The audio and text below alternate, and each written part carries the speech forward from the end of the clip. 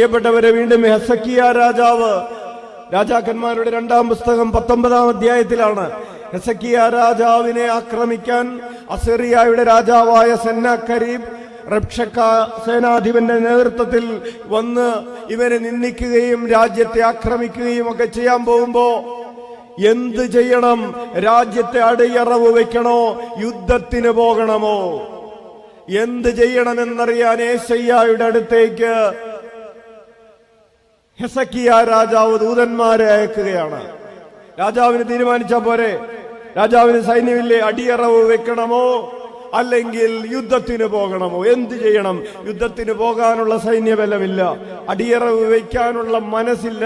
ഇതിനിടയിൽ കർത്താവ് എന്താണ് പറയുന്നതെന്ന് ഒരു തീരുമാനം പറഞ്ഞതാ എന്ന് പറഞ്ഞ് യെശയ്യാ പ്രവാചകന്റെ അടുത്തേക്ക് ഹെസക്കിയ ആളയക്കുന്നു.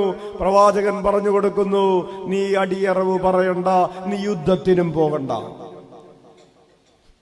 2 ഓപ്ഷൻ ഉണ്ട്. ഇയാളുടെ അടുത്ത് 2 ഓപ്ഷൻ ഉണ്ടായിരുന്നുള്ളൂ. ഒന്നുകിൽ അടിയറവ് പറയുക, അല്ലെങ്കിൽ യുദ്ധത്തിന് പോവുക.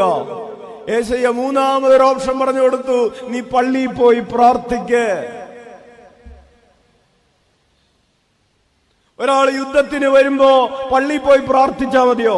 ഒന്നില്ലെങ്കിൽ അടിയറവ് പറയുക, അല്ലെങ്കിൽ യുദ്ധത്തിന് പോകുക. മനുഷ്യന്റെ കയ്യിൽ 2 ഓപ്ഷൻ ഉള്ളൂ. പക്ഷെ കർത്താവിന്റെ കയ്യിൽ there is a third option. Hezekiah പള്ളിയിൽ പോയി പ്രാർത്ഥിച്ചു.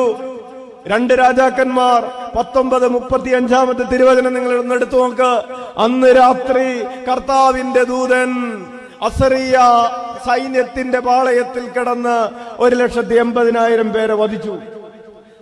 നിനക്ക് വേണ്ടി ദൈവം യുദ്ധം ചെയ്യുന്ന ഒരു കാലമുണ്ടെന്ന ഒരു തേർഡ് ഓപ്ഷൻ.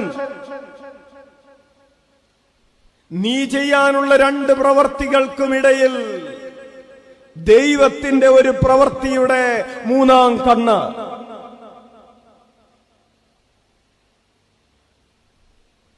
നിന്റെ 2 കരങ്ങൾക്കുമിടയിൽ ദൈവത്തിന്റെ ഒരു 3-ാം കൈ. നിന്റെ മുൻപിൽ തെളിയുന്ന 2 വഴികൾക്കിടയിൽ ദൈവത്തിന്റെ ഒരു 3-ാമത്തെ വഴി. ഉറക്കെ വിളിക്കാം, ഈശോയേ.